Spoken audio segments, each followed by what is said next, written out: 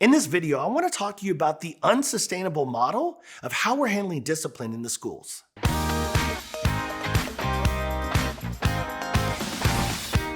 Hey, if you clicked on this video, I'm assuming you're a campus administrator dealing with discipline issues. And I can tell you, I feel for you because after 10 years of administration and supporting discipline and behavior on a campus and training over 30,000 educators, I can tell you, I feel your pain. And to me, it feels like it never ends, right? Like every day, all we do is show up for work and we have a schedule and we want to accomplish so much. And all we end up doing is putting out fires of behavior and discipline issues all day long. I mean, let's just be real. Is that something that's sustainable? I would say not, because most of you are either trying to figure out how to pivot out of education or just try to get your sanity back. So for me, this video is all about encouraging you to think outside the box when it comes to dealing with discipline and behaviors.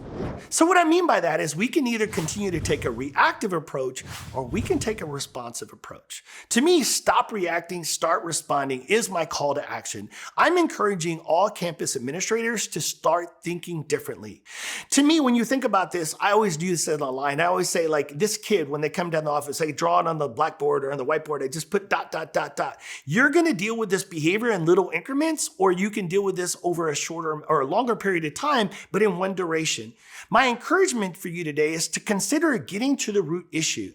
Like, give you an example. At middle school, when I was at Ed White, we had our highest referred kid at 54 referrals, and I was piloting this restorative practices approach for the first time. And for me, I was gonna loop up with my kids in 6th grade, starting in 6th grade. But in 6th grade, they retained an economically disadvantaged African-American special ed student who had the highest number of referrals in 6th grade, and they retained him. So the first thing I had to do was to think different in my approach with him. So I sat down with the student and I started talking about, and what I started noticing was there was a lack of connections with the school, the campus, and just feeling like he belonged on our campus because we had excluded him at such a high rate, and he had been placed at our discipline alternative campus for multiple years.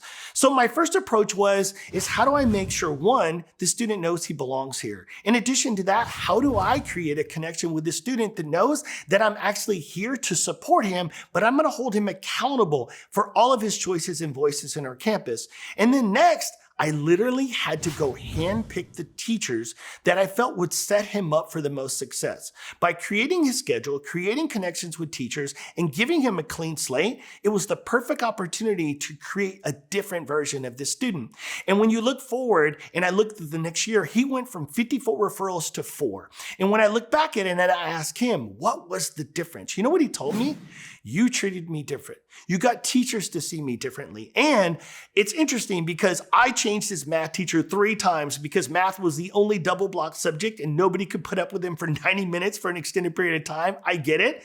But changing his schedule, finding an environment for him to be conducive in, I think was the opportunity that he just said, somebody's investing in me. And it took time. I'm not going to argue that it didn't take time on the front end, but I always talk about investing in these students. And to me, the investment in getting to the root cause, understanding what was changing some of his behavior, started to give us some momentum and trajectory. And ultimately, not only did he get back onto his graduation schedule, he graduated on time. He never got another office referral his entire educational career after he left middle school. And he is a successful adult in today's society today. I love these transformation stories. And I'm hoping that if you found this story inspiring and you want more information about this transformation or how we can transform your campus to not only reduce the behavior and discipline issues, increase student engagement, increase teacher retention, and create an overall safer environment where students feel safe to learn, I'm going to invite you to visit our website at ddiscipline.com.